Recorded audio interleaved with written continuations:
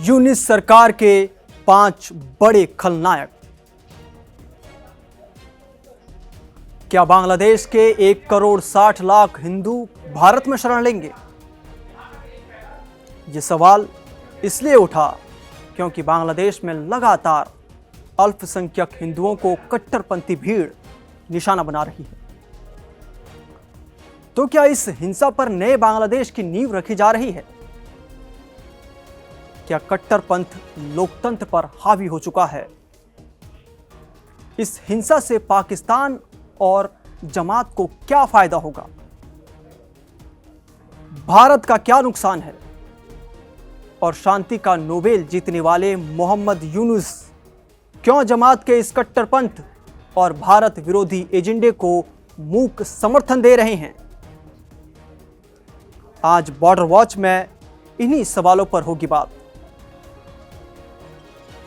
1 करोड़ 60 लाख हिंदू जो पीढ़ियों से बांग्लादेश की धरती पर रहते आए हैं,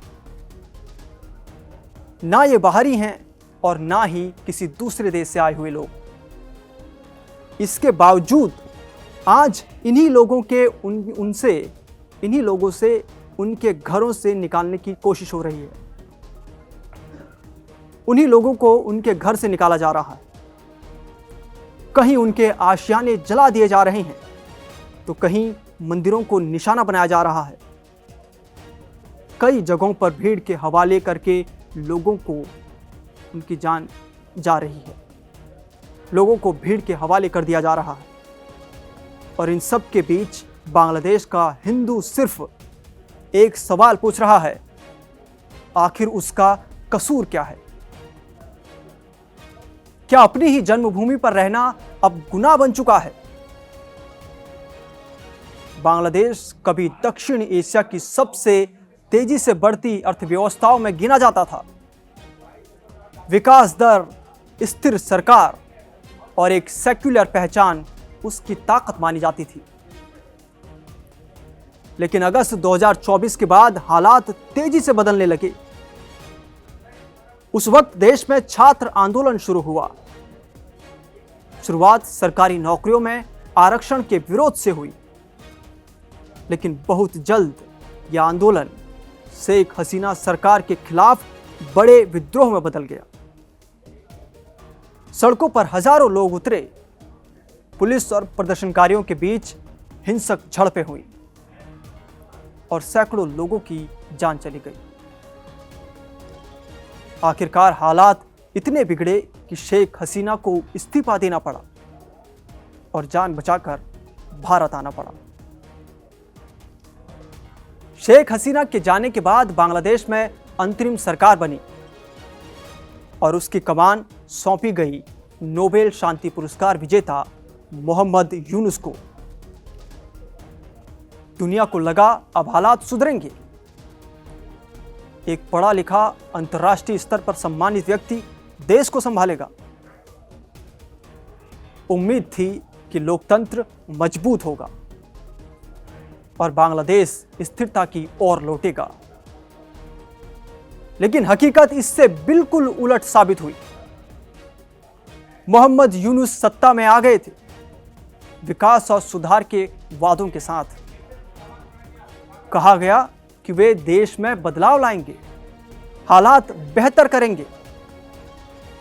लेकिन आज बांग्लादेश की सच्चाई यह है कि कट्टरपंथी ताकतें खुलेआम सड़कों पर घूम रही हैं, हिंदुओं पर हमले हो रहे हैं और सरकार या तो इन्हें रोकने में नाकाम दिख रही है या फिर जानबूझकर आंखें मूंदे बैठी है। लगातार यह आरोप लग रहे हैं कि इन कट्टरपंथी संगठनों को यूनिस सरकार का संरक्षण मिला हुआ है और इसी संरक्षण के दम पर अल्पसंख्यकों को निशाना बनाया जा रहा है। हालात अब इतने बिगड़ चुके हैं कि खबरें आ रही हैं कि ढाका पुलिस के भीतर ही यूनुस के खिलाफ असंतोष पनप रहा है। जब किसी सरकार की अपनी ही पुलिस उसके खिलाफ खड़ी होने लगे तो साफ संकेत होता है कि सत्ता की नींव अब हिल चुकी है। इसी बीच यह भी बताया जा रहा है कि ढाका में अब जो है बड़े पैमाने पर कट्टरपंथियों की पहचान कर गिरफ्तारियां की जाने वाली हैं। ये वही लोग हैं जो अब तक यूनिस की सबसे बड़ी ताकत माने जाते थे। इस पूरे घटनाक्रम के पीछे सिर्फ बांग्लादेश की आंतरिक राजनीति नहीं है, बल्कि सीधा कनेक्शन पाकिस्तान से जुड़ता है। आरोप है कि ढाका में बैठे मोहम्मद यूनुस और रावलपिंडी में बैठे पाकिस्तान के army chief general Asim Munir दोनों मिलकर बांग्लादेश की सत्ता कट्टरपंथी जमात इस्लामी के हाथों में सौंपना चाहते हैं। मकसद साफ है, बांग्लादेश को पाकिस्तान के प्रभाव में लाना और उसे धीरे धीरे एक कट्टर इस्लामिक राष्ट्र की ओर धकेलना। लेकिन इस रास्ते में सबसे बड़ी रुकावट बनकर खड़ी है बांग्लादेश नेशनलिस्ट पार्टी यानी बीएनपी। शेख हसीना की आवामी लीग कमजोर जरूर हुई है, लेकिन जमीनी स्तर पर आज भी बीएनपी की पकड़ मजबूत मानी जाती है। यही वजह है कि देश में अराजकता फैलाई जा रही है, ताकि यह दिखाया जा सके कि हालात बेकाबू हैं और चुनाव कराना संभव नहीं है। इसी सियासी खेल के बीच एक बड़ा घटनाक्रम सामने आता है। 25 दिसंबर को खालिदा जिया के बेटे और बीएनपी के कार्यकारी अध्यक्ष तारिक रहमान 17 साल बाद बांग्लादेश लौटने वाले हैं। उनकी वापसी को बांग्लादेश की राजनीति में गेम चेंजर माना जा रहा है। माना जा रहा है कि तारिक रहमान की मौजूदगी से यूनुस और पाकिस्तान की पूरी रणनीति को बड़ा झटका लग सकता है। और अब तारिक रहमान बांग्लादेश पहुंच चुके हैं, क्योंकि अगर निष्पक्ष चुनाव हुए तो जमात इस्लामी की हार लगभग तय मानी जा रही है। इन सब के बीच यूनिस सरकार पर यह भी आरोप लग रहे हैं कि वह बांग्लादेश के युवाओं का बड़े पैमाने पर माइंड वॉश कर रही है।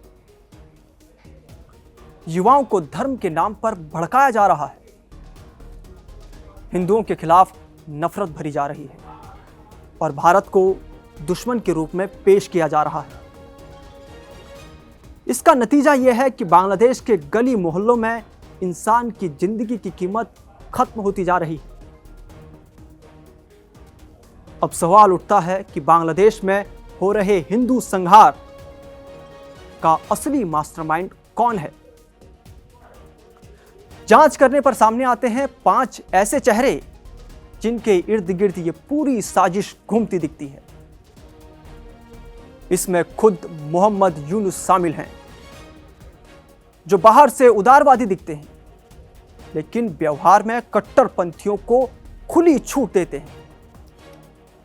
उनके साथ पाकिस्तान के army chief general Asim Munir हैं, जो इस पूरे खेल को रावलपिंडी से कंट्रोल कर रहे हैं। पाकिस्तान की खुफिया एजेंसी आईएसआई पर भी आरोप हैं कि वही नफरत और हिंसा का नेटवर्क चला रही है। इसके अलावा जमात इस्लामी के प्रमुख और कुछ कट्टर छात्र नेता इस साजिश को जमीन से अंजाम दे रहे हैं।